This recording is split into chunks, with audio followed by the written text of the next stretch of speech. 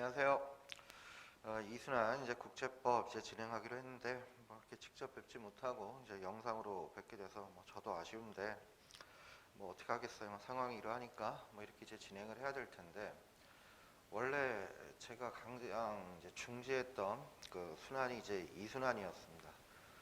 그래서 예년에는 그 이순환 진행을 수업 시간 중에 이제 문제를 여러분들이 직접 보시면서 바로 한 이제 10분이요. 그 문제에 대한 이제 초안, 목차를 이제 잡고 여러분이 초안 잡는 사이에 저는 이제 돌아다니면서 여러분들 초안에 뭐 좀 잘못된 점이 있거나 좀 고쳐야 될 것을 지적을 해드리고 그런 다음에 그 문제를 이제 설명하는 식으로 해가지고 따로 복습 시간을 드리지 않고 수업 시간에 이제 듣는 것만으로도 이제 충분히 이순환에 있는 사례 문제들을 이제 접해볼 수 있는 방법으로 강의를 진행했고 뭐 상당한 성과도 있었어요. 그런 식으로 하는 것이 시간도 줄이고 실력도 늘리고 또 수업 시간에 이제 앉아 있다 보면 긴장감도 이제 흐트러져 가지고 잠깐 딴 생각하는 경우도 있게 되는데 그러지 않고 이제 계속 끊임없이 초안을 잡아 보니까 초반에 이제 초안을 잡다 보면은 이제 중반 이후부터는 초안 잡는 것에 이제 요령이 생기고 처음에는 하얀 백지를 대했을 때 이제 막막하던 것들이 어떤 식으로 이제 풀어가는지 논리적 흐름을 이제 깨달아 가지고 국제법에 이제 고득점을 하신 분들도 이제 많이 나오고 해서 뭐 내심 자부심도 있었고 또 그 방법이 이제 옳겠다 생각을 하고 또 이제 우리가 피셋이 이제 또 남아 있잖아요. 그래서 이순환 때 여기 그 이순환 사례 강의를 이제 집중할 수 없는 것은 이렇게 수업 시간 중에 다 이제 충실하게 하고 피셋 시간 많이 이제 확보해 드리는 거 이런 것이 이제 강의 진행 방안이었어요. 그런데 이제는 그럴 수는 없겠지만 여러분이 나오시지 못하니까 근데 그와 똑같은 효과를 낼 수 있는 게 뭐가 있나 생각을 해봤는데 이제 실강생 여러분들한테는 이제 문자가 이제 발송이 될 거예요. 그래서 이제 카페 주소가 그 문자로 이제 안내가 될 텐데 거기 가입하셔가지고 그날 이제 공부했던 문제들에 대해서 그 문제를 올려놓을 거예요. 그럼 여러분들은 댓글 형식으로 답안을 쓰라는 게 아니라 한 문제당 5분에서 10분 정도 해가지고 목차를 잡아보시는 거예요. 목차를.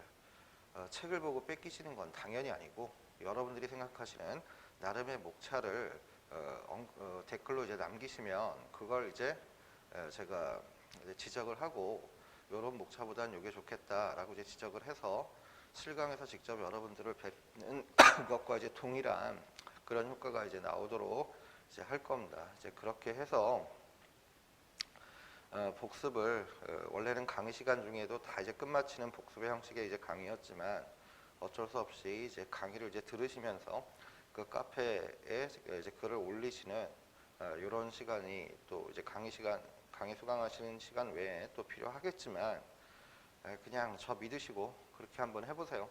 공부를 이제 그런 방향으로 이제 진행하시다 보면 금방 이제 목차 잡는 훈련돼서 국제법은 이제 탄탄한 과목이 돼서 안정적인 점수가 나올 수가 있어요. 설사 내용이 좀 약간 잘못됐다 하더라도 목차가 올바르면 고득점을 받아요.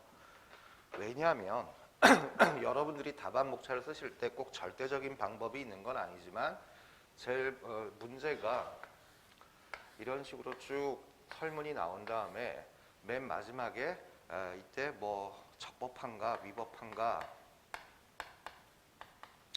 뭐 효과는 무엇인가 이런 마지막 질문이 있을 거예요. 그러면 이런 주어진 이제 사실관계에 이제 어떤 쟁점이 있을 겁니다.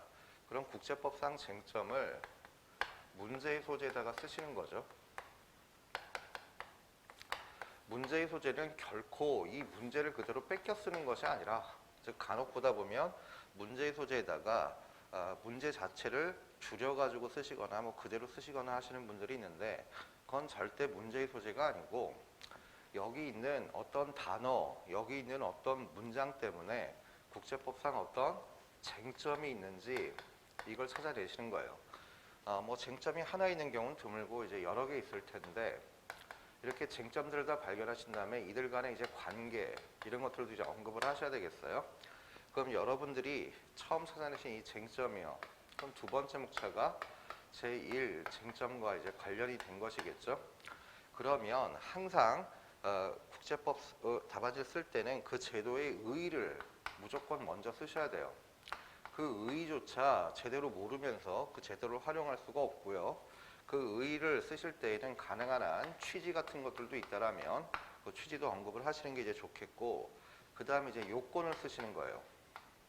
이 제도를 활용하기 위한 요건을 쓰시는데, 요건이 뭐 3개면 3개, 4개면 4개, 5개면 5개, 이런 요건들을 다 횡처리 하시는 겁니다. 그런 다음에는 이 모든 요건이 문제가 되는 시험제가 나오는 건 아니고, 이 중에 어떤 특정 요건이 문제가 될 테니까 그 핵심 사항, 이것을 크게 키워 쓰시는 거예요. 핵심 사항을 크게 쓰신 다음에 소결로서 그 제1쟁점에 대한 이제 결론을 쓰시면 되겠죠.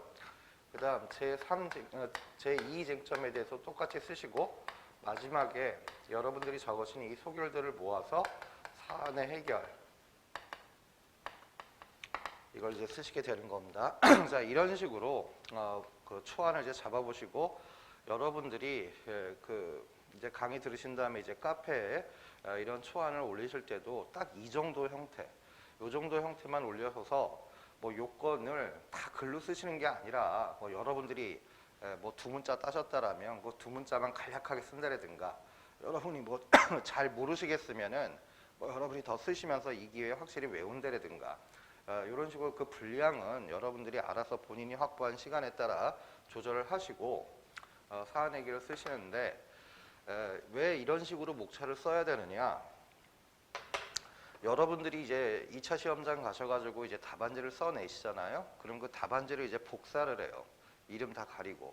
그런 다음에 이 답안지를 이제 복사용지를 채점하시는 분한테 줍니다. 그러면 이 채점량이 엄청 많을 텐데, 그걸 첫 장부터 이렇게 채점하시면 안 돼요.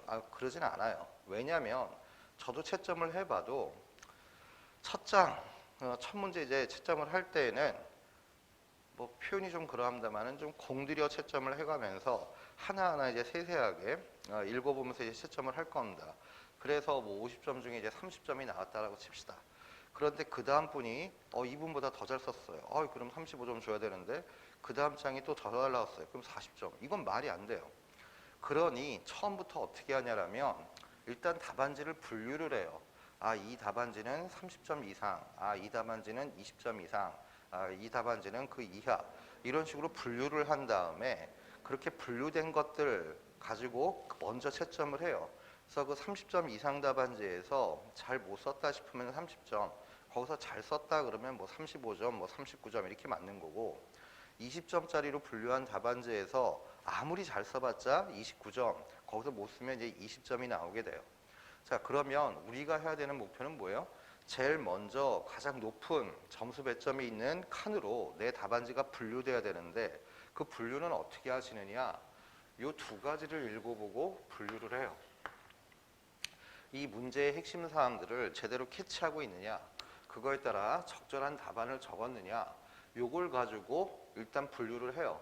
그래서 우리는 30점 이상 답안지 칸으로 들어가는 게 제일 목표고, 그 다음에 거기 채점하실 때 이 안에 내용들을 이제 읽어보시는 겁니다. 이 안에 내용들을 읽어보시는데, 근데 이때도 또 중요한 것이, 이런 식으로 내가 지금부터 의의를 씁니다, 요건을 씁니다, 핵심 사항이 무엇이니까 그 핵심 사항을 제목에 적고 그 안에 내용을 씁니다, 그 다음에 소결, 이렇게 쓰면 의의라는 목차가 있으니까 의의 썼겠지. 요건 봤더니 뭐 1, 2, 3, 4, 5 번호 매겨져 있어가지고 다 있네.